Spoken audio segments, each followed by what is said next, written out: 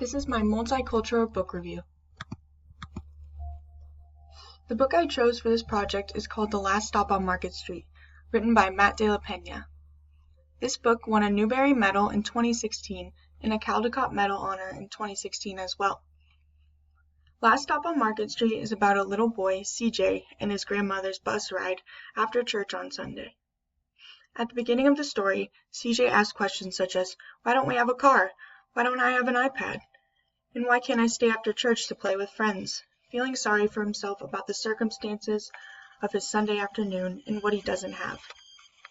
As the story continues, grandmother helps CJ find beauty in unexpected ways through the sights they see and people they encounter.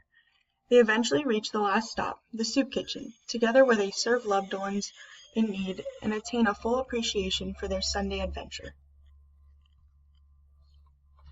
Why was this book chosen? The story stood out to me because of the focused theme on finding joy in the little things throughout the day. No matter what situation, family background, way of thinking, appearance, etc., joy can be found by a simple change in perspective. This story personally called me out by reminding me the importance of gratitude and how it's so easy to fall into the habit of complaining and comparing. While reading this book, I also assumed that CJ and his grandmother were headed to the soup kitchen to eat themselves.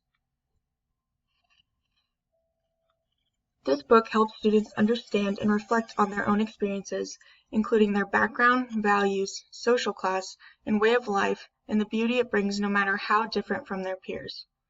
This multi-sensory story encourages students to look on the bright side of everyday life, even if it includes difficult times or activities. Students are also allowed to appreciate both their own and other peers' daily life, background, and families through different perspectives.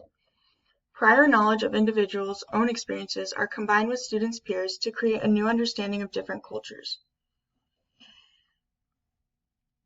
Here are 3 different activities that can be used through this book for English language arts. The first activity, the topic is predictions, comprehension, and assumptions. Teach students the term prediction and how it can be used when reading a book. Teach students the term assumption and how it is a common practice used by everyone on a daily basis. Read the story together as a class and stop at certain points during the story to allow students to make predictions about what will happen next. This book can easily lead the reader to the idea that CJ and his grandmother do not have many things and are on their way to the soup kitchen to eat instead of serve there. Once the story has been read, ask students about their prior predictions and whether or not the story confirmed those predictions. Ask students why they assumed the predictions they had. Ask students to describe each individual who was riding the bus with CJ and his grandmother. Each of the riders was holding an object and had a very distinct traits. What assumptions are made about each of these individuals based on their appearances and what they are holding?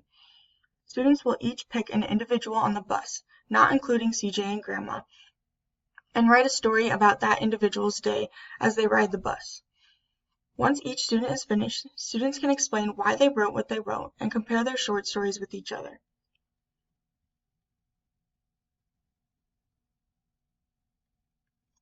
The second activity, the topic is community, family, and perspective. Students interview a parent or adult in their family. This interview can be done on any adult if a parent or family member is not available. The interview will focus on how the adult or parent was raised by their own parent. Questions can include, what was grandma/your mother like as a kid? Did you practice any traditions together?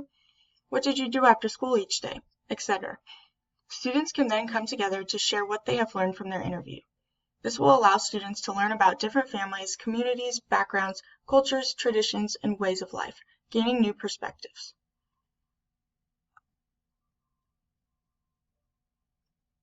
The third activity, the topic is perspective, gratitude, and observation. Sometimes when you are surrounded by dirt, CJ, you are a better witness for what is beautiful. The grandmother in this book teaches CJ and readers how to find joy in everything they do and encounter. Teach students about gratitude and how messy and difficult things can become beautiful things by a change of thought and perspective. Take students on an adventure to different areas around school to find beauty in certain areas that would not normally be considered beautiful. This could include a parking lot, the janitor's closet, a corner of the playground or gymnasium, etc. In pairs, have students discuss how their not-so-pretty areas are beautiful in unique ways. Why did they describe certain areas in the way they did? Ask pairs to share the class to compare with other pairs to show the different ways these areas are found to be beautiful. Thank you.